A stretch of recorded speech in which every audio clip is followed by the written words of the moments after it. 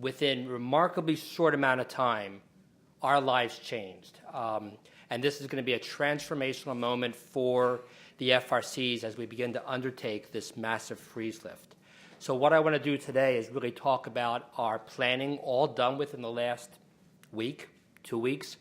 As you might imagine, the plan is extraordinarily fluid, and it's going to change dramatically, and we're going to develop this plan in consultation with all of our customers, everyone here and those who are online. And for those who are just joining us now on YouTube, welcome to the BRIDG meeting.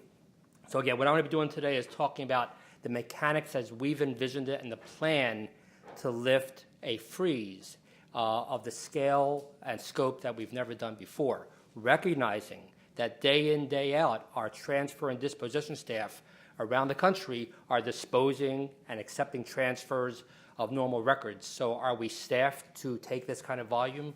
No. Do we have plans on how we're going to combat this? Yes, and we hope that this will be a win-win for both us because we desperately need the space. We were going to be talking today about diversion strategies, but this certainly trumps that topic and may in fact significantly help the space strategy so we in turn can be responsive to all of you. So we'll start with a little bit of background and then go through the plan. When we get to the Excel spreadsheet, I'm going to ask Jeff Lunsford to come up and sort of help drive around the spreadsheet because there's a lot of data all on one spreadsheet that is right now our working plan.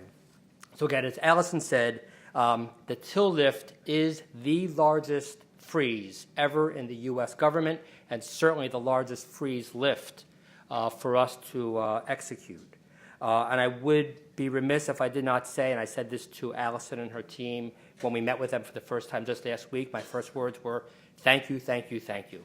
Because this is something we've been looking for 15 years, and we're glad this day has arrived. So my thanks to Allison, my thanks to Christopher, and my thanks to Daniel as well.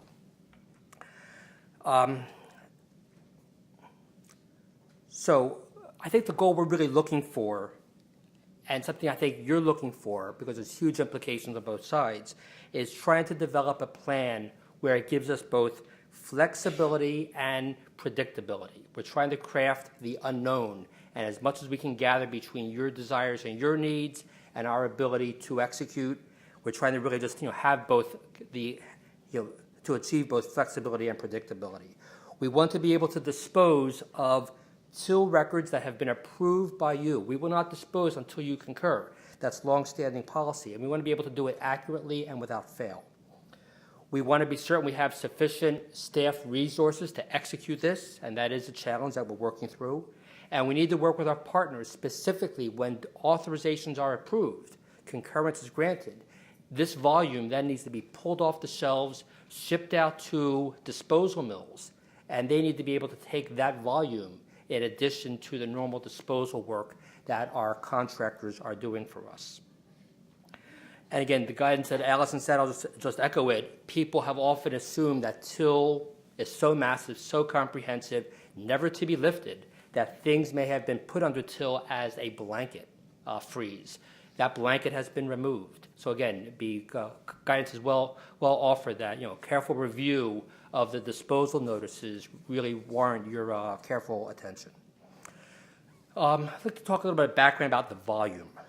Within the FRCP, all the record centers nationwide, we have around 30 million cubic feet of records. And 12 million, almost half, is frozen under till. Of that 12 million, 2.2 million will be immediately disposable in that those 2.2 have no other freezes against those records and are past due for disposal. So as we generate the notices and go through our review process, and you go through your review process, we will then be able to remove 2.2 million out of the 30 million in storage. And that will certainly help our space situation dramatically. And year in, year out, more of these till-eligible records will then be available for disposal, increasing the amount of records that are eligible from disposal by the FRCs from your agencies. It is important to point out, too, in addition to till, that we have approximately 1 million cubic feet of past due non-till disposals. So as we've been generating the agency profile disposition reports over the last 2 years, and another one will be issued this coming March, you should look at that as well, that not only till, but other records that are eligible for disposal, and for whatever business reasons you may have that have not been approved, please review those as well. And of course, I talked about space. This comes just in the nick of time. Space is extraordinarily scarce in all the FRCs. We've transshipped records to where we have capacity, but with policies government-wide about no net new and other factors, it has limited our ability to expand our footprint. And by removing these formerly frozen records, that will give much-needed space relief to all of our record centers. The big thing you're probably all asking about is the cost. Many of you know about our rates, but I'll just go over them briefly. The cost to store a box, a temporary box of records, is $2.76 annually. The price goes up for special records, $3.36 for permanent, and $10.20 for classified records. So collectively, agencies pay us approximately $6 million a year to store records that have been frozen under till. So in essence, that is a $6 million savings collectively to the federal government that agencies will not have to pay us to store records that are no longer needed. The kicker is there's a cost to dispose, and that is $5.50 for temporary and permanent records, and I know this is a whopping number, $35 for classified, because there's a lot of requirements for disposing of classified. But in essence, 2 years of storage pays for disposal. It's a pretty good payback, but you need to have the money up front, and so we realize that is a real challenge, and that is why offering predictability and flexibility, we have a couple different proposed vehicles to be able to spread those disposals out or speed them up depending on your agency circumstance. So now I would like to turn to the plan, and I'll ask Jeff to jump up if you would.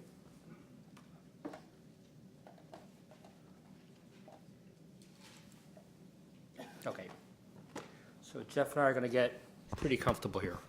We were hoping a wireless mouse, but we don't quite have that. You good? Yeah. Okay. So what we've tried to do is sketch out the plan, and as you can see in the white boxes on the top, again, I've asked Jeff to, we're going to do a broad scope and then drill down, and there's a lot of text here. But as you see on the white boxes on the top, that is our normal disposal cycles. So as you go through this, Jeff, zoom into 1/4 if you would on the white. So as you can see this, again, right now we're preparing for what we call the April 2015 disposal cycle. So beginning in January, all FRCs will be sending out disposal notices. In February and March, you will review and approve, hopefully approve, and then send them back, and then we begin disposal in April that then concludes by the June timeframe. And as you see, as you go quarter to quarter, that is our normal cycle. We've been doing this for literally decades, and that is our normal process for non-till disposal. That volume, interesting to point out, is 480,000 cubic feet a year of temporary and classified records, and 570,000 cubic feet of tax returns. We split out tax returns because there's few disposition notices covering massive amounts, and tax returns are relatively easy to pull and dispose because they're all stored in long runs. So we always keep those figures separately, but again, if you add them up together, our typical disposal by our transfer and disposition experts around the country, it's about 1 million cubic feet. In addition to those figures, there's 60,000 cubic feet of accession permanent records that are removed from the FRCs and accessioned into the National Archives. So our plan, drilling down onto the first cycle for till, is to devote subject matter experts from around the country within the FRCs to focus in on what we're calling the orange band. The orange band is targeting our tightest facilities where we have the most space crisis, and that is the Washington National Records Center in Suitland, Maryland, and the FRCs in Denver and Seattle. And we're also targeting there transfers larger than 80 cubic feet. By doing so, we are able to get the most efficiency in disposal by focusing on that quantity and those centers. To give you a sense, that volume is 500 transfers, 500 disposition notices will be generated covering approximately 77,000 cubic feet of records. And again, those will come out in the April timeframe, and during May and June will be the review, and then disposal begins in July. So again, keep in mind when you think about the workload, 500 transfer instruments and 77,000 cubic feet. Moving on to the next cycle, to the yellow cycle, I guess we're there right now. There we're going to be focusing in on all the other FRCs, but still transfers greater than 80,000, or transfers greater than 80 cubic feet.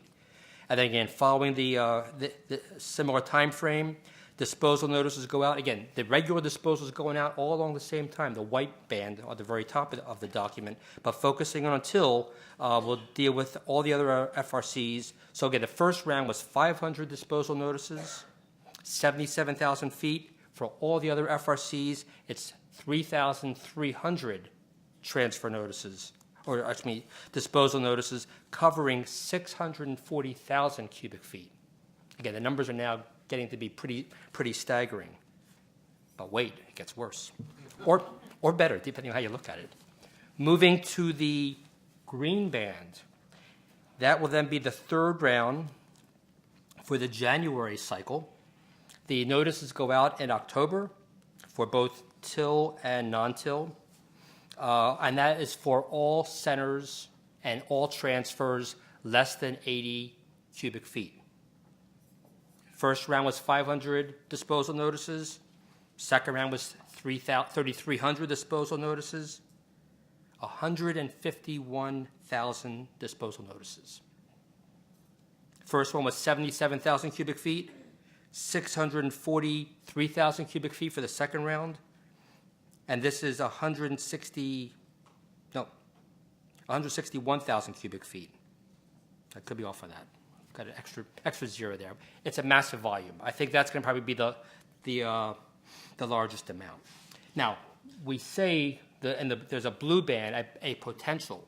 This is, again, very fluid. We may change things. We may split things up. And in fact, on just talking with the record center directors yesterday, we concluded 80 cubic feet at Denver is not going to yield as great as much as we would hope, and we may lower that. So this is, again, very, very fluid plan, but a plan we intend to execute and then modify in consultation with all of our customers over the course of the next, we expect to be 2 to 3 years. Because, again, we're doing normal volume all along the same time frame. So I will, just scroll out if you would. We'll scroll out just so you can have that global view again.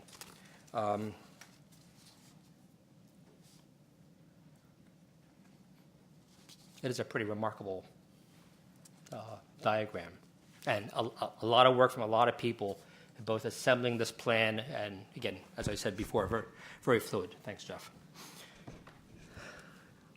So in our current agreements that we've been using for many, many years now, we have typical time frames that you come to expect.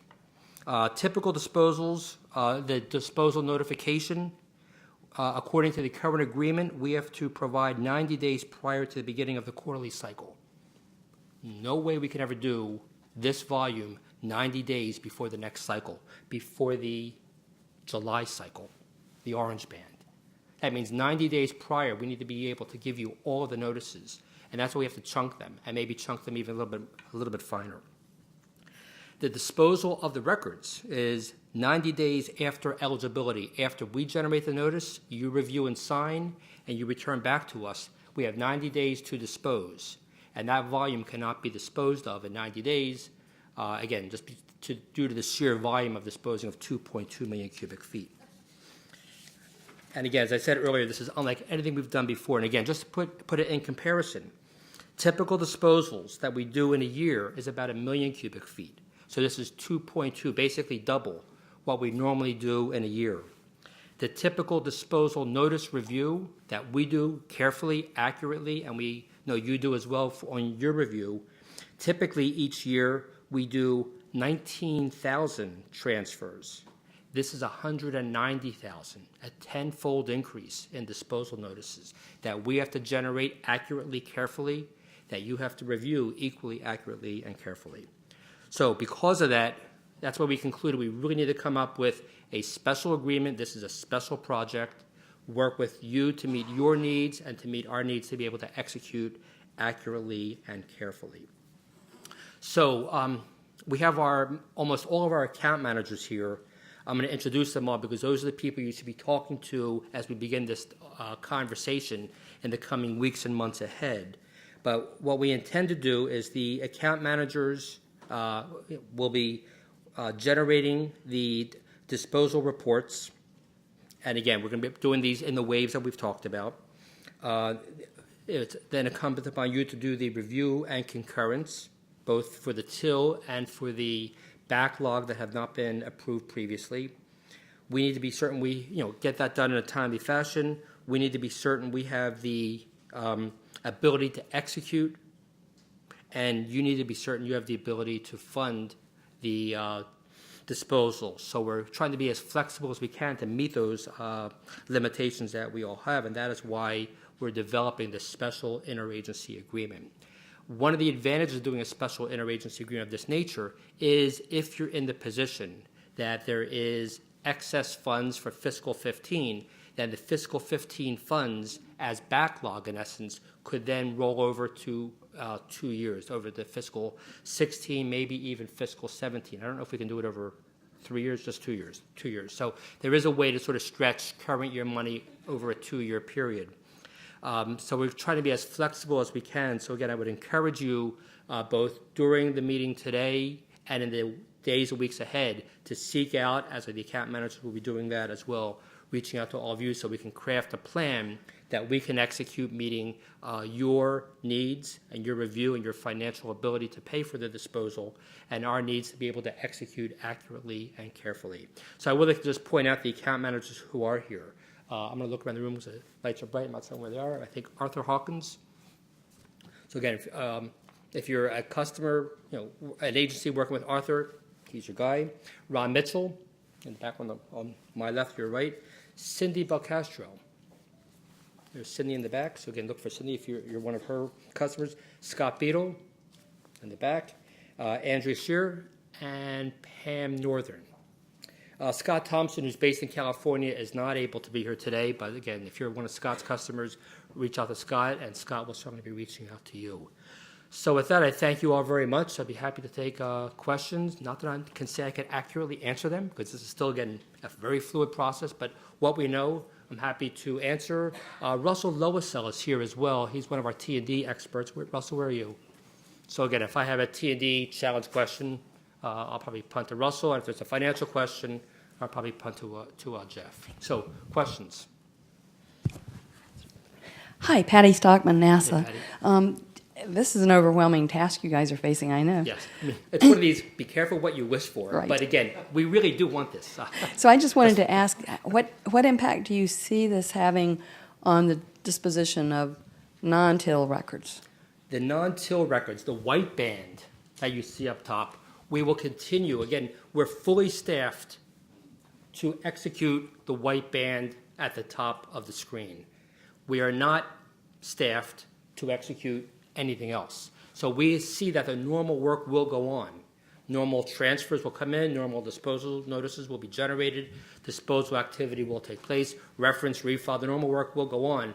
We're developing strategies now on how to target staff in different key areas to be able to execute the extra workload associated with till. So the normal work will go on as scheduled.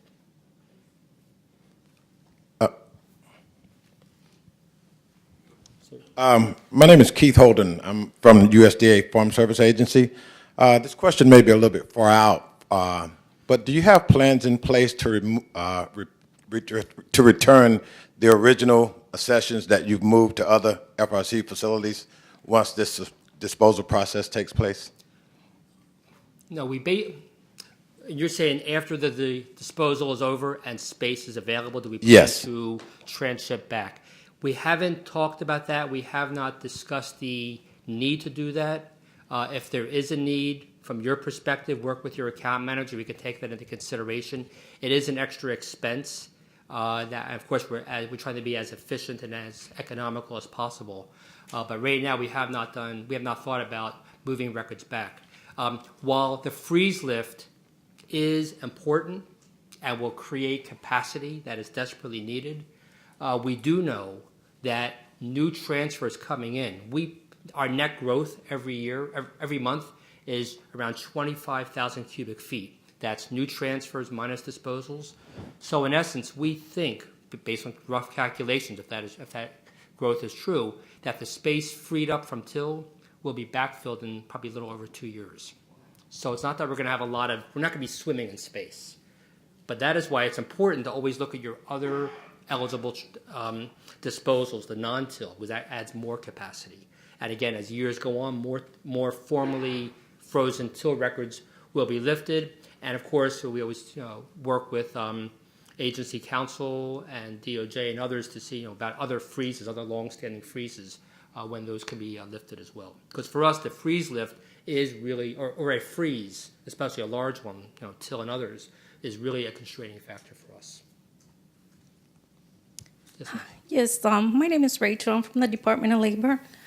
My question is, are we required to submit a removal for the till officially, or is that going to be waived?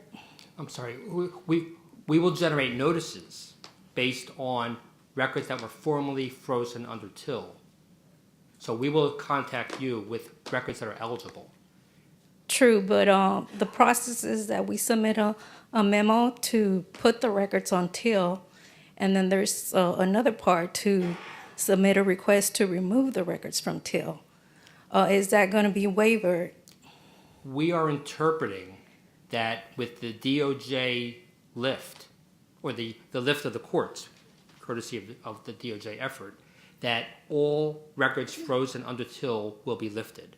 Now, if there's things that were formerly frozen under till that you feel should be retained, let us know. But we will generate a notice saying all of the Department of Labor that have the till freeze and no other freeze and are eligible for disposal, that will be generated on a new report. And for the disposal notices, would it be possible to consider maybe consolidating a list per FRC for approval for disposal rather than several hundred thousands of notices? Yes, we've had many requests about consolidating the 23 report into like a spreadsheet, and we'll certainly be able to accommodate that. We have a lot more technical capability now as we've deployed enhancements to ARCUS. Thank you. Other questions? Arthur, maybe I'll be loud enough. Well, no, but hang on, because we have the folks online with Ustream, so let's wait for a microphone to come over. Thank you. Stacy Strayer from DEA. I had a question that moves towards the funding process.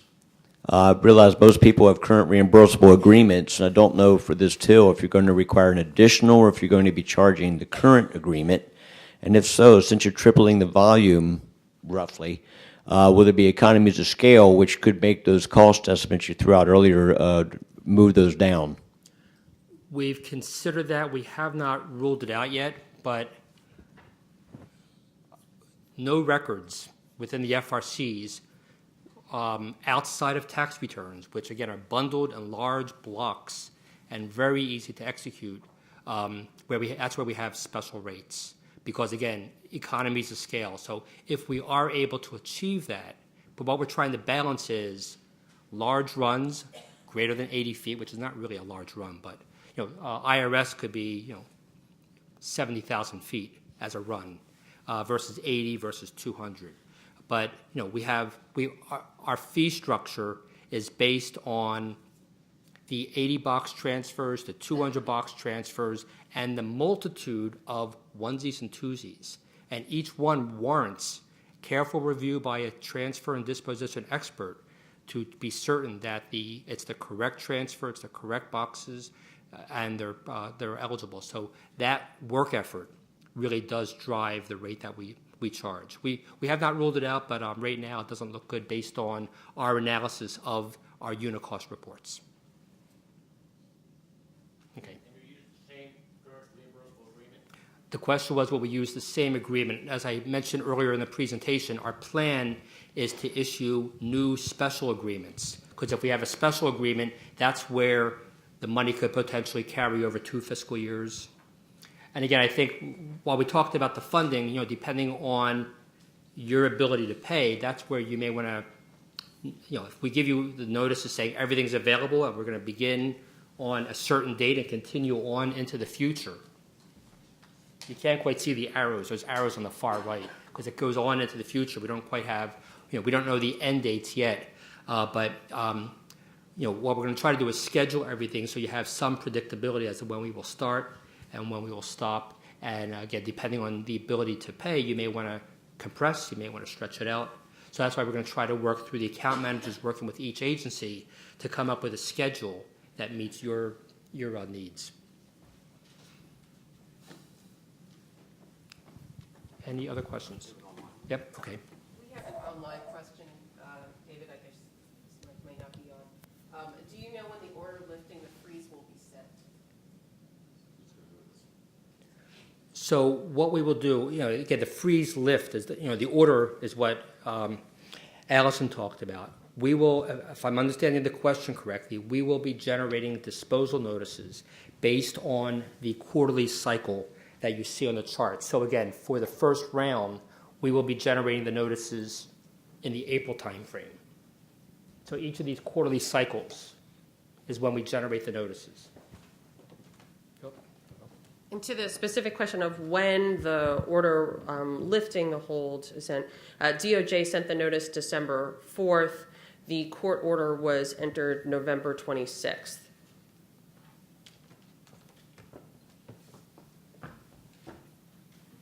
Other questions? Okay, so thank you. This is the first hurdle.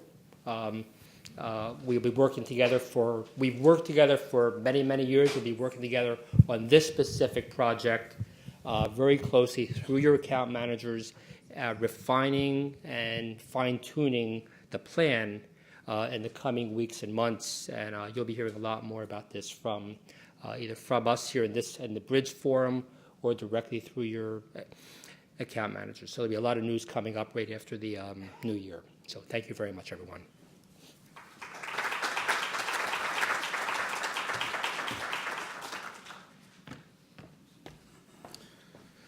Okay, we're going to shift gears.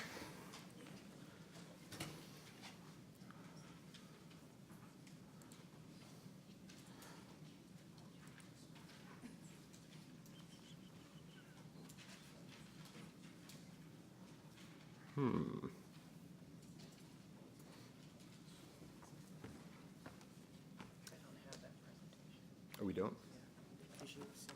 Yes. Yeah. I have a stick. Is that?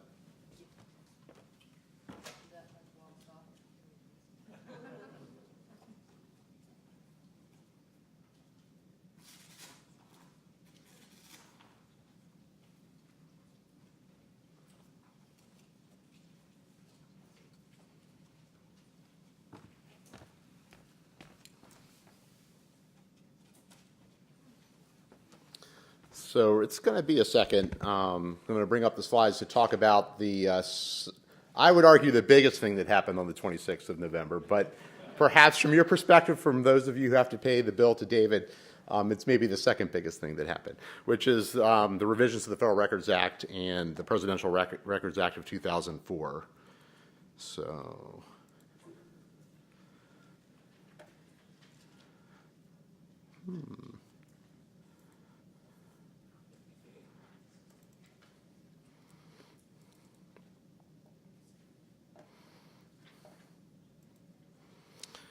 So what I'd like to do is invite my colleague, the General Counsel at the National Archives, Gary Stern, to come up here with me to talk a little bit about the enactment of the Presidential Records Act and Federal Records Act amendments of 2014.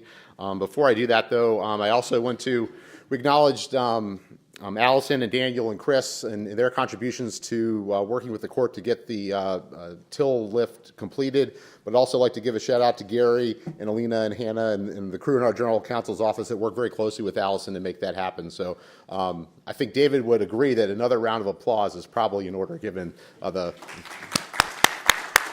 this big achievement. So when we've not been thinking about the till litigation and the lifting of the freeze or a whole host of other issues, we've been working a lot on the revisions to the Federal Records Act, and we'll primarily talk about those activities here today. And so what I thought we would do is kind of tag team this presentation, Gary and I.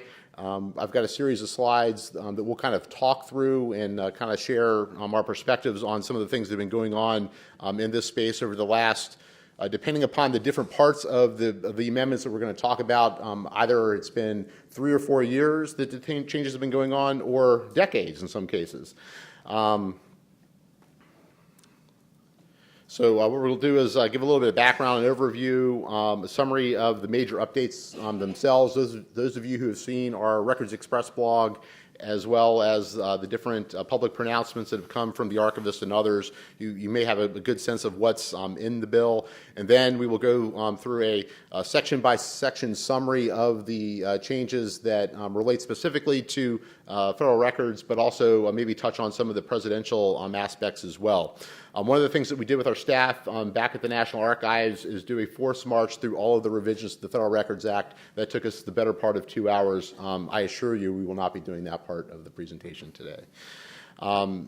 So I'd like to turn over a little bit to Gary to kind of walk us through this slide and talk about kind of the landmark or significant aspects of what this bill really reflects.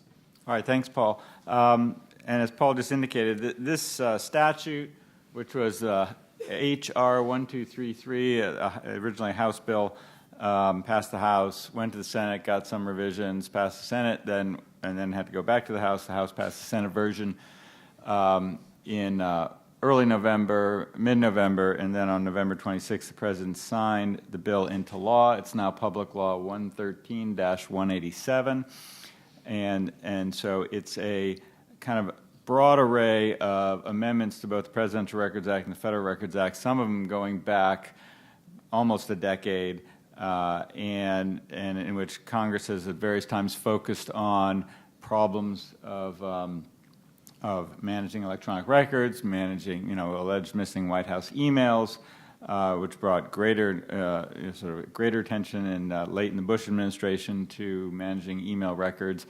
First on the presidential side, then they were focusing on the federal record side. And then at the beginning of this administration, focus on high tech and these TechStat meetings that OMB was having with CIOs, and then that's when OMB asked us to present to them where we thought there could be changes and improvements and modernization, particularly of the Federal Records Act. And we gave them a bunch of recommendations, some of which were things that already Congress had been contemplating in earlier versions of this bill and other bills. And the core essence of what they've done is modernize these statutes.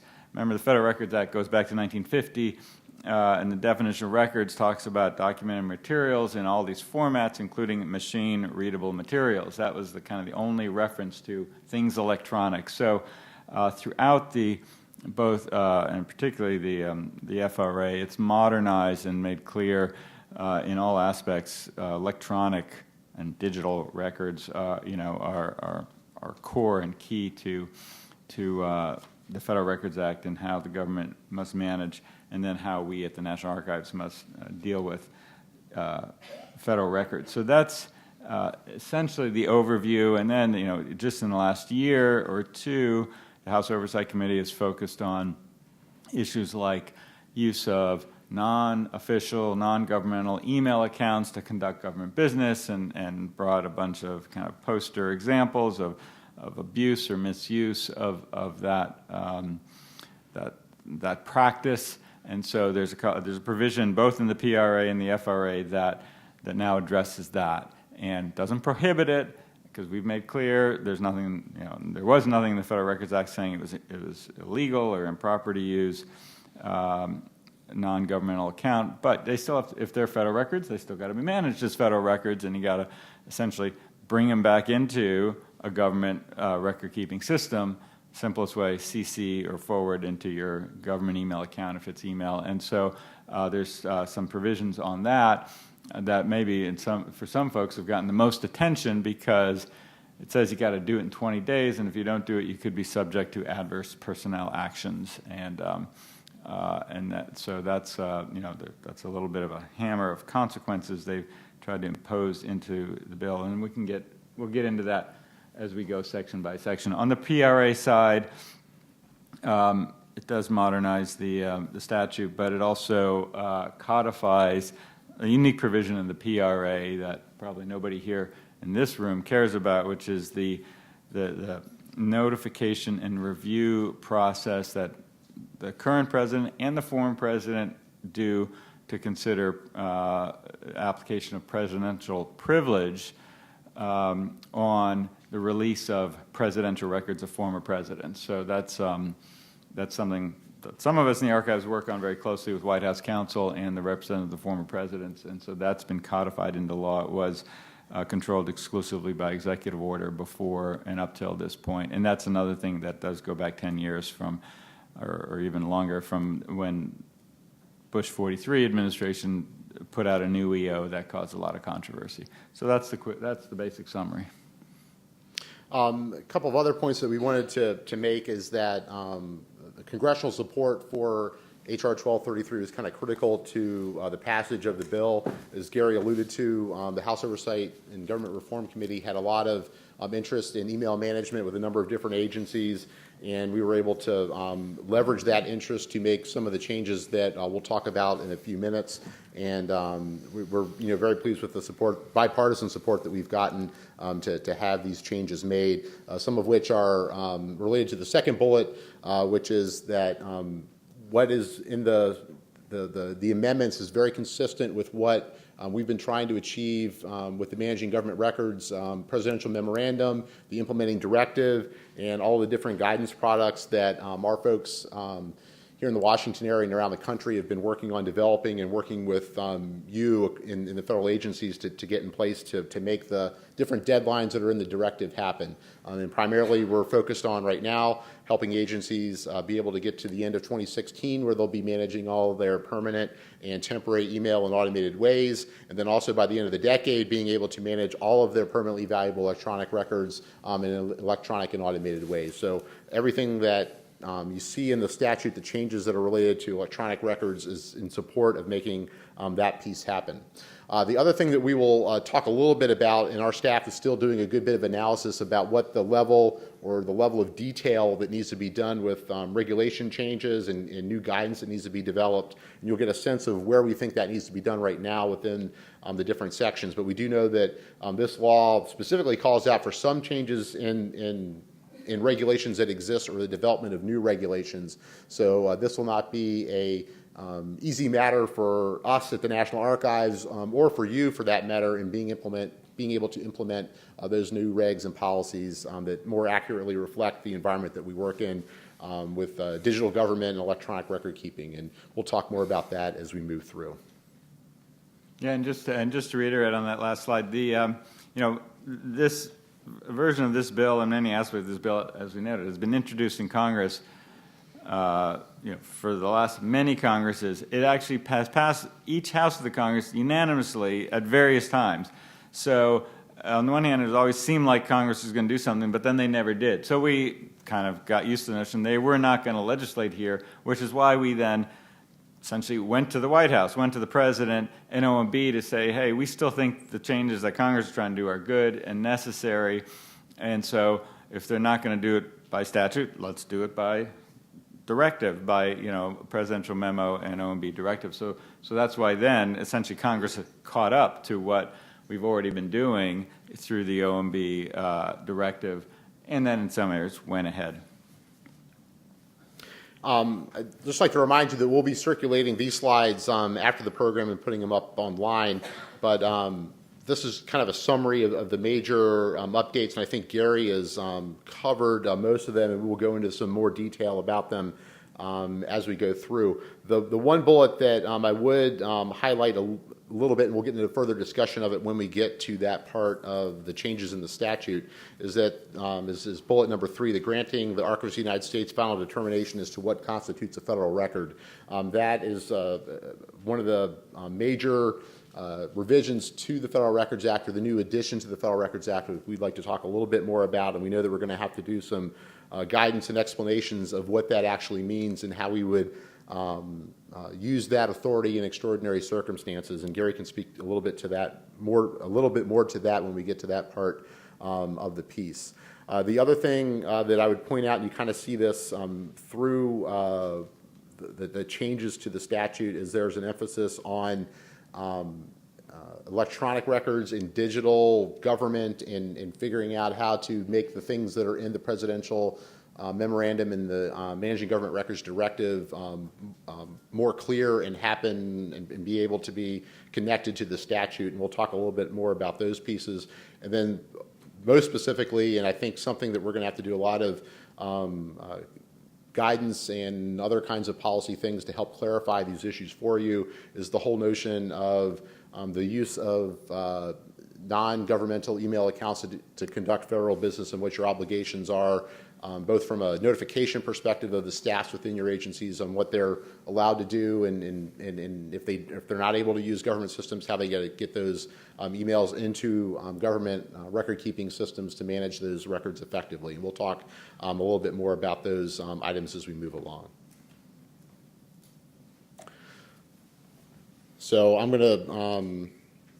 Yeah, I don't. If you want to say, you want to no, jump not, past I this mean, one? I already summarized it, and so I think we can skip over the PRA provisions for purpose of this group. So the next two sections have to do with the statute specifically calls out the notion that agencies can pre-accession electronic or pre-accession federal records, and our emphasis is on electronic records and being able to work with agencies to bring those records in earlier, while requiring agencies to keep legal custody of those materials. And as we've talked about in other fora, the notion here is that if we were able to bring in some electronic records earlier and be able to do the preservation work on them, that will ensure that we'll be able to make them available to the public at some point in the future more effectively. So that piece is specific within the statute. Our policy team has been working on, in conjunction with some of our custodial units, some specific policy guidance on how pre-accessioning electronic records would work. So we'll be seeing more of that activity coming up in the future. As Gary alluded to, a lot of what goes on in the revisions to the statute have to do with updating language from the 1950s. So as you go through the statute, kind of on a line-by-line basis, you will see more references to audio and visual records, and less references to things like still pictures and other still important format kinds of things, but they're not as relevant to some of the things that are going on in agencies from electronic records or a digital photography kind of perspective. So we try to generalize some of the language so that it's more easily used. And if you wanted to talk a little bit about any of the other items that are up there, Gary, or no, I think pre-accessioning, is a concept we've been advocating and discussing for some time. There is a parallel pre-accessioning provision in Section 2 on the PRA, so it's now codified into law that it's okay to do so. And what that means is that we can receive and it works principally with electronic records, where we can receive a copy of an electronic record set and hold it physically, while you still have the active copy that you hold physically and legally, and are responsible for all legal access issues. But we have a physical copy in our custody that we can ensure preservation, long-term preservation, and so that is an appropriate thing to do for certain types of records that essentially are closed and finalized and aren't going to change in any form. So it's a little bit not unlike the FRC program where we're holding your records in our physical custody, but you have 100% legal control and responsibility. And in electronic records, you can have the same thing in two places as long as they're not going to change while they're still in your custody. The one item I would mention about Section 4 in the modernizing of the language around unauthorized removal and destruction of records, there's some additional verbs added that kind of anticipate both electronic records kinds of destruction issues as well as some of the issues that have come up as part of some of the hearings in the past months and years related to email management and the ability to reproduce those records when asked by oversight folks or in FOIA. So it'd be good to take a look at those. And with that, I mean, it sort of broadens the types of things you got to be pay attention to with respect to unauthorized destruction and disposal of electronic records, but it doesn't change the core responsibility of what is required, which is a notification to NARA and/or the Attorney General in these various instances. That standard stays the same. So here we have the one item on modernizing the definition of federal records, and as we talked about earlier, giving the archivist final authority on determining whether or not something is a federal record. And as I said earlier, that's an area where we're going to have to revise some regulations, we believe, and then probably also put out some guidance on how that would work.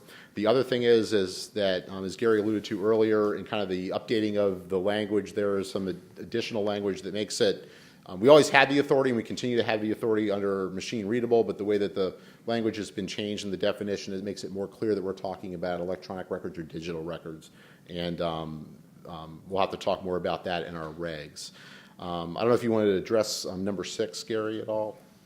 Well, yeah. Well, and I think we can address even the determination of definition issue. So that the legacy of the Federal Records Act sort of had a kind of a crutch point as to our job is to give guidance to all agencies and set the standards and requirements through our regulations and bulletins on how you all manage your records. But there's always behind all that a threshold question: what is a record, and who decides what is a record? And so there was kind of a seminal incident and subsequent, both Supreme Court case and then OLC opinion, all related to Henry Kissinger when he was Secretary of State back in 1976.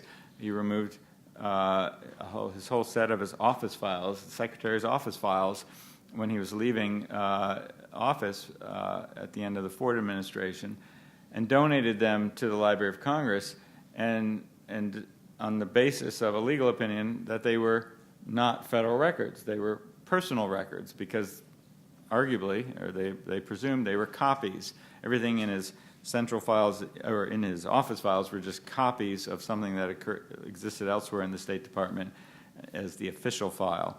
We objected at the time and said, no, even you can have the same record in two different places can both be records, and the records of the head of an agency and the way they're organized and all is itself a record separately. There was a FOIA litigation about those very materials that the Supreme Court determined were not subject to FOIA because they were no longer in the executive branch, and if FOIA only applies to the executive branch, since they were physically at the Library of Congress, they were outside the scope of FOIA. There's a footnote in that case saying, but they did not determine whether they might or might not be federal records. We went to OLC at the DOJ and said, we think these are federal records. And the State Department said, no, we don't think they're federal records, and it was a standoff, and ultimately OLC issued an opinion saying, well, under the Federal Records Act, the agency decides what's a record, not the archivist. And so that was a 1980 OLC opinion that we've sort of lived with ever since, which is, at the end of the day, the final call on what is or is not a record is the agency's call. And that's something we've, never quite agreed with and had just sort of raised it over the years with Congress, with OMB, White House, whatever, just saying we think that's a sort of misapplication of the intent, the original intent of the FRA.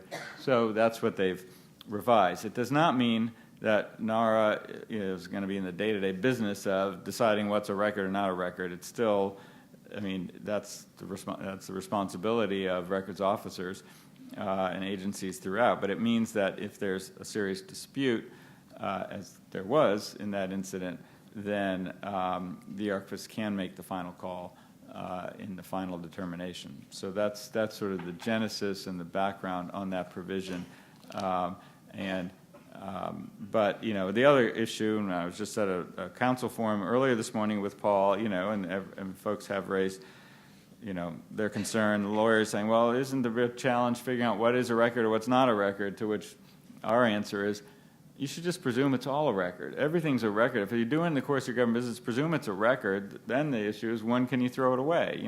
It's not, is it a record or not a record? It's, how long do you have to keep it? And of course, lots of records are transitory and can be thrown away quickly, but some have to be kept longer, and a very tiny amount have to be kept forever. And that's, of course, what we in the archives care most about, getting the permanent records. Okay. Item number 7 relates to general housekeeping activities that came from the Presidential Records Act of 1978. As I understand it, there was a commission that was called for, and it's not 1978 anymore. So there were actually sections in Title 44 that addressed a commission that went out of existence in 1978. So they just repealed those provisions, and then of course Section 8 is the really fun one, the pronoun provision, and it removed all the 1950s references to the male pronoun when speaking about the archivist, the president, or the attorney general, and they just replaced them with those terms, so that there shouldn't be any. Now it's clear there can be female officials in these female persons in these official roles. So all the roadblocks have been lifted. That's right. Okay. In the Federal Records Act and the Presidential Records Act. That's right. This is also another provision that has a little bit more interest in the records management community, and this is within the Federal Records Act. Before this statutory change, there was a kind of a division of labor and responsibility between the administrator of GSA and the Archivist of the United States, and this stemmed from the independence movement in the mid-1980s, and this is kind of a resolution of that division of labor, where all the authorities that were shared or were explicit that are records management related now reside with the Archivist of the United States. In all fairness to GSA, they've always deferred to us on these issues and have allowed us to use the statutory authorities that were shared within the statute, but this is a housekeeping item that dates from essentially the mid to late 1980s after the independence movement. The next two bullets relate, or the next bullet specifically relates to the notion that's also captured with the Managing Government Records Directive and with the Presidential Memorandum, is that this is one of the items that puts specific obligations on the National Archives to develop regulations to help agencies make sure that they're able to manage all of their electronic records electronically or in automated ways to the greatest extent possible. And that's an area where we've done some regulatory changes, and we anticipate having to publish some specific regs in that area. And as I said before, our staff is doing a lot of work in analyzing what we've done, what we've got proposed, and what we may have to do new to make that piece happen. Yeah, and just, I mean, in some ways, this is maybe the most significant intent of Congress, that this provision, which is codified in Chapter 29, which is the authority of the archivist in records management, adds language, specific language, that one of the responsibilities of the archivist is to direct agencies to basically to manage records in digital and electronic form to the greatest extent possible, and then we have to issue regs to that. So this is them saying as best they can, do everything electronic. If records are created electronically, manage them electronically, and the real push away from print to paper. Now that's of course what the presidential memo said in 2011 and what a lot of the OMB directive of 2012 tried to do. So now they're following suit in the law, say, in everywhere that it's possible, records management of electronic records stays electronic. And then the last bullet has to do with NAR's inspection authority, and what's within that language is more explicit or more specific language that allows us to do what we're more or less already doing, which is making agency visits and inspecting records for the purpose of records appraisal. And that's one of the items that, again, we've not had a lot of issues with that, except for some specific agencies that had some specific statutory issues, but that piece is made much more clear in the statute, and will make sure, will allow us to be able to do our work from a scheduling and appraisal perspective to serve your needs in the disposition area. And this is the whopper one, having to do with email. I don't know if you want to address that one, Gary. Well, and not just email. It's very Yes. clearly, and as we just were peppered with questions this morning about text and chat and IM. It's electronic messages, and there's this provision has its own definitions that reference an electronic message. An electronic message account is not just email; it's any way communicating electronically, which includes texting, IMing, and chatting. And so, House Oversight Committee Chairman Issa had a series of hearings over several years, highlighting agency mispractice, and then having the archivist and Paul come up and try to explain what the best practice here is. We've made clear for all time that there's nothing in the Federal Records Act that prohibits use of personal accounts, personal email accounts, personal devices to conduct federal business, but the statute, by its nature, requires that if they're federal records, you still have to manage them regardless of where they exist, where they're created. And so the committee and the Congress, was kind of a little frustrated with that, but recognized it, appreciated it, but nonetheless said, and seems to, feel that it's just not a good idea. It's bad practice. It, could lead to, evading the records laws and destruction, premature destruction of federal records. So they came up with this provision that says, if you do use non-official account, or it says you may not use a non-official account unless you copy or forward the record into a government account, a government system within 20 days. And then it has an explicit provision that the intentional violation of this subsection shall be a basis for disciplinary action, and tries to create a formal penalty for not doing it. I think they had contemplated at one point potential criminal violation, and we tried to talk them out of that. Originally, they said you had to do it in 5 days. We said you got to give folks a little more time, so they gave 20 days. But that's the core of it. It's Congress saying, as much as possible, don't do it. Use official accounts to conduct official business. Recognize that sometimes you have to if the official system is down, or if you're off-site in an emergency situation. Someone this morning, during Katrina, the only way to communicate was with IM, often with personal devices. Right after 9/11, email did not work, and people were texting off their personal devices to do their business. That's fine, but you still got to manage if they're federal records, they got to be managed. A lot of them might be transitory and don't have to be transferred anywhere if they're very short-term records, but if they're longer term, then they got to be captured. And then the real challenge is, like with texting and IM, is if they're on your device, your BlackBerry, how do you get them off of there? And that's where IT has to come in and either come up with a solution, or in some agencies, they've turned it off. You just can't do it if you don't have a way of managing it. So that's some of the approaches. But you guys need to touch base with your counsel, who we were just talking to this morning, and of course touch base with IT. It's that the threesome, the triumvirate of key folks in every agency. You have to work together on all aspects of managing electronic records. Yeah, and just to reiterate, we'll have to look at the guidance that we've already put out, look at the regs and see where they need to be changed, if they need to be changed. And as Gary said, based on the feedback that not only that we've got this morning at the council roundtable, but also a lot of questions that we've gotten from individual agencies and from some of you here in the room. It's a much broader issue than email, and it's something that we're going to have to revisit guidance that our team has already put out in prior years and see if we need to change it, broaden it, perhaps just reissue it, those sorts of things. And that's going to be a big issue on our plate in the coming year to be able to implement this particular part of the amendments to the statute.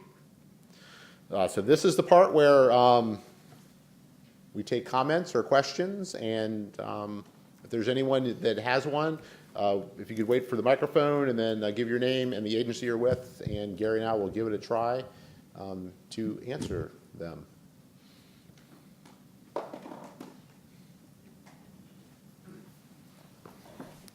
What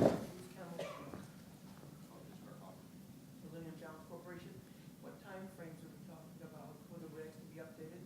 And will there be input from the record technical? So the question was, what are the time frames for implementing the changes to the regs or new guidance that's developed, and will there be input from the records management community? So the answer to the second question is there will definitely be input from the records management community, because part of what we do in developing the guidance is reaching out to agencies that frankly have a lot more experience in a practical kind of way with a lot of the issues that we're talking about, particularly with the email and messaging piece. So there'll be a lot of efforts to reach out to the records management community. Then also, depending upon the whether it's guidance or it's regulations, there'll be the regular OMB managed, but usually by NARA, kind of doing the mechanics of it, review process for any new regs and guidance. As far as timelines, part of what we wanted to do today in exposing you to these changes is perhaps get a sense, and you don't have to tell us today which thing's the most important thing to you in this very moment, but if you can reach back to us and let us know what you think you need first, and we'll be also doing the same sort of calculation. I think some of the areas that are pretty clear is being clear with you about what the archivist's authority or when he would use it in extraordinary circumstances around the determination of a record status piece, because I think that we're going to get some feedback from the community about that. I think this area around messaging and email and how to deal with the personal email accounts and getting those records into official record-keeping systems will be another area that we either need to do new guidance, new regs, or reemphasize what we've already done. Yes, and so on the regs, of course, even after all the kind of normal communications, Paul and his staff have with agencies and this kind of meetings and FRC meetings and all of that, and then the OMB interagency review process, then there's still, for any regulation, there's public notice and comment process that will get public input, but any agency can still provide input at that stage. So there's multiple opportunities for you to have input on changes to our regulations. We realize, there's a lot of changes, plus there's been an ongoing overhaul of our regs anyway, so it's not going to be overnight. We like it to happen in the next 6 to 12 months to get all the right regs in place. That's a goal, but that may not, be meetable in its entirety. That's why prioritization from you all would be helpful. Good morning. Troy Manigault, Department of Energy. It's good to see NARA and DOJ working together. I think that's a nice mix. And the other side of the fence, IT, and that triumvirate. Where's the CIO council on all of this with regards to all this technology and electronic management, IM, that we have to deal with? They need to be in on this because it's going to be a difficult conversation with CIOs if they're not getting it from the top as well. That's a very good question, Troy. They've reached out to us to have us participate in different CIO council meetings, and we need to look at different subcommittees of that group that we can work together on some of the specific items within either the directive or within the changes with the Federal Records Act amendments in particular. So I know that they're very interested in working with us on those things. OMB has also expressed a lot of interest, both from the council side and from the eGov side, separate from the CIO council itself, in looking to us to help help them understand the issues better so that they can work with the agencies to hold them accountable with the National Archives to meeting the 2016 and 2019 deadlines. So it's an area where we need to do more work. I think it's fair to say that OMB is just as engaged. I can't imagine they're any more engaged than DOJ is on some of the other issues that we've talked about today. But figuring out how to make that partnership work, obviously within the bandwidth of the staffs that we have available on our side at NARA, within the agencies that need to do this, within the IT shops, and then with OMB themselves. But everyone's aware of the issue. We just got to figure out how to make it work. And there was, how long ago? It was 4 years ago. We had the joint CIO and FRC councils, a joint meeting. That was when Vivek Kundra was the CIO, the White House CIO. So we've made efforts to integrate the two, and this is continuing challenge. And then when we meet with agencies, an implementing capstone on the directive, often initiated through records, through you guys, through records officers, sometimes through council. We always say, and make sure you bring your CIO, your techie folks. They got to be part of the conversation. Hi, Patty Stockman from NASA. I have two questions. I'll pose them both and then let you guys answer. The first has to do with the Section 9 change that removes the reference to GSA. I was wondering if that impacts the requirement on agencies to obtain GSA approval of the short-term retentions that we propose. And the second question is just clarification, Gary, on the the change to the unauthorized removal of records. I just wanted to verify that I understand correctly that that's basically spinning out of that concern over the Kissinger removal of the records. So I'll take the first one first. What was not taken out of the statute was GAO's review for audit reasons. That's right. And actually, we confuse ourselves on that point quite frequently when Gary and I have talked about this, but that is still there, so that still has to occur. And right, GSA, remember, we were part of GSA, and when we became independent in 1984, I guess GSA then, and the Congress said, well, I thought GSA still had some role to play. Very quickly, they played no role. They really haven't played much of a role for 30 years in records management, but they were still caked into the statute. This finally, with everyone in agreement, just took them out. No, I think the section you refer to on unauthorized destruction, that's section 3106 of the statute, is distinct from the Kissinger issue. Although, I mean, you're right, it is related, which was what we thought was unauthorized removal of federal records by a former official, by an official who became a former official, and that could be implicated in 3106. If a government official removes federal records, that's when you go to the Attorney General, or you come to us and we go to the Attorney General. That's when the Attorney General can actually take an action, file a civil action for recovery of federal property from a private person, a former government official. Now, in the Kissinger context, the problem was both State Department and DOJ said they're not federal records, so there's no action to take. And so the change, the new provision in which is in 3301 says the archivist can make that final call.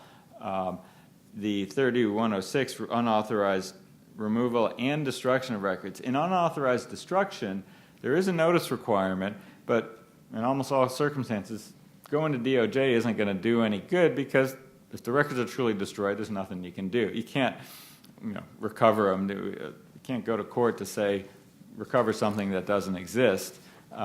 There is a lot of litigation in there, or some litigation in that area where essentially private folks are trying to get some recognition. I mean, going back to the Armstrong case, and the remedy in those cases is a notice to the archivist, or potentially archivist notice to the Attorney General. But if records have truly been destroyed, you can't be recovered. It's only if they've been removed. So there is an interplay in all of that. I hope if that made sense to you. So what was the change? So the change in 3301 was the archivist makes the final call on is something a record or not a record. The archivist can make that call instead of the agency. That was the core change, so that if at the end of this administration the Secretary of State walks off with a whole lot of pieces of paper, and he's, thought, well, they're non-record, they're personal, and if we on analysis think, no, these are records, our decision would be binding. The archivist's decision would be the binding decision. Now, many officials are authorized to take actual copies of records, and that's not prohibited as long as it's clearly a true copy and the original stays in place. The Kissinger incident was the office files, the original office files were taken on the argument that some other copy existed somewhere in the central lot files of the State Department in a totally separate, system of records organized completely separately, no connection to that these were what the Secretary himself kept close and organized the way the Secretary organized them. We've changed the record schedules to fix that. So this is the type of situation that we don't expect to happen very often, but it's kind of in reserve. If there really is a serious dispute, record or non-record, we can play a role. Extraordinary would be the term. Thank you. That's right. Yeah. Are there any other questions? All right. So thank you very much for entertaining us with this presentation and the question and answers. We really appreciate it. At this point, I'm going to call up Gary Raufus, who's our Director of Records Management Training in the Chief Records Officers Organization, to do his presentation on the focus groups that we're going to have.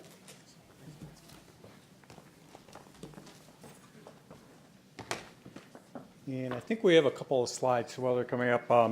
I know I've met some of you. I'm still fairly new to NARA, so for all of you I haven't met, I'm Gary Raufus. I took over the training program in June, so still getting my sea legs a little bit, but settling in.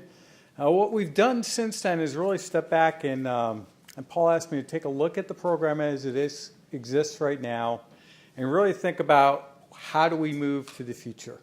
We certainly recognize the need to provide more training with more access to it rather than just face-to-face environments. And so we've put together a plan over this next year to really step back and ask, what are your needs? We've been doing the KA series and a lot of our courses for many years. We think they still serve you well, but we hear from our students coming through the classes areas that we know we can improve. And so rather than just move forward with let's put everything online right now, we want to take a step back and go, can we do this work a little bit differently? And once the slide comes up, I'll show you kind of what we've laid out as how we think the future could look like in terms of our learning center and what we offer to you. And then the core of that really is stepping back at a moment.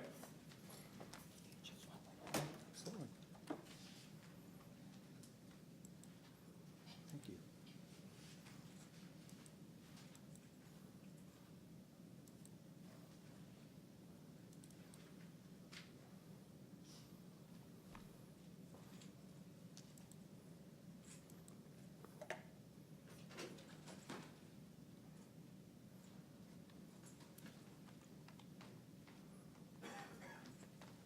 Thanks, Angela.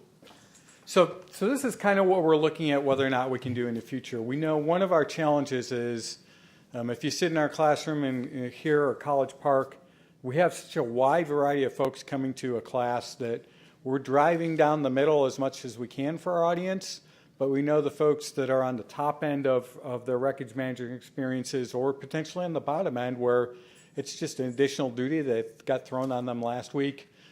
Sometimes the course really is not the right fit for them. So we're looking on this first left column of can we reconfigure our curriculum around the key roles related to records management that we know people play. In the past, some of you probably have been around long enough to know we've done courses targeted at some of these audiences, but we kind of revisit, can we break things up in a better way in the future? And then once we do that, you see in the next column to the right there, what we think potentially our offerings could look like in the future, where we go a little bit beyond the KA series being just our prime focus into potentially doing some very targeted training around discrete skills that we've heard from you in the past that we really would like some step-by-step on how to do some very specific things. Exactly what those things are that you want and you need, that's what we're going to start collecting this afternoon. So on our next slide, we've got kind of one of the projects we're working this year to understand our audiences better. So this afternoon, we've started with asking some of the records officers that are aligned with our appraisal team one to stick around and tell us what is it that you really need to learn about records management as an ARO. What were you pretty comfortable with when you got assigned that duty? What other things did you need, and what things do you still need going forward? So we really want to focus on what are those performance goals you have in your role related to records management, so then we can take those back and reconfigure the curriculum around doing a better job with training for you, and then start looking at which of those things can we make more available online so that you're not having to come to a face-to-face class all the time. So those of you that are sticking around this afternoon, that's what we're looking to do for part of the session. We'll be doing this throughout the next 6 to 9 months in multiple sessions with all of those audiences. We'll do some of them virtually. We won't always do them face-to-face. And if you have input you want to provide us outside of that, you can always email our records management mailbox, or you can email me directly with your thoughts and comments. We're also going back and looking at all of our data on the RMSAs, all of our class evaluations for roughly the last 3 years. So we're trying to mine all our data sources and come away from this with really a better understanding of not only your learning needs, but who each of these audiences are. So then next year we'll begin kind of a massive redesign of our curriculum to get to that structure where we're doing a little bit more targeted delivery of your needs and what you need to learn around records management. So any questions about what we're going to do this afternoon or the training program in general?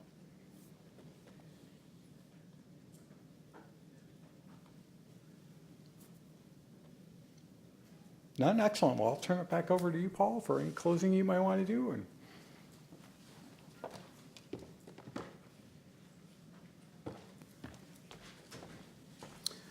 So again, I'd like to thank everyone for coming out today for the different topics that we had, which were kind of extraordinary in the history of both the National Archives and the Federal Records Centers program. I'd like to thank Allison and her colleagues again, and David for his presentation, and thank Gary for coming up and working with me on the statute and the discussion of that, and of course to Gary Ralphus as well, joining us with the Records Management Training Program, and we're really excited about the evaluation work that you and your team are going to be doing, and I think the records officers are too. So it's just a reminder that we will be back here again for the next BRIDG meeting on February 18th, and we would like to encourage those of you who were not able to join us this morning for the coffee and refreshments and conversation to be able to come early next time for that. And like to thank all the folks who were able to dial in online with the YouTube streaming. Thank you for participating as well today, and we will see you in February. Thank you.